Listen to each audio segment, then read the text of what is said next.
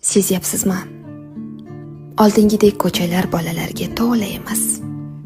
Bir zamonlar ko'cha bizning eng katta maydonimiz edi. Darvozadan chiqish bilan o'yin boshlanardi. Quyosh botib, ko'chalar qorong'ulasha boshlasa ham yana 5 daqiqa deb iltimos qilardik. Arqon sakrab, oyog'imiz charchardi, lekin to'xtamasdik. Rezinka o'ynab sakrashni bilmagan qiz kam edi. Yutqazganlar kulib turib jarima bajarardi. O'g'il bolalar esa to'p tepib bir oynani sindirsa ham ertasi kuni yana o'sha joyga qaytardi.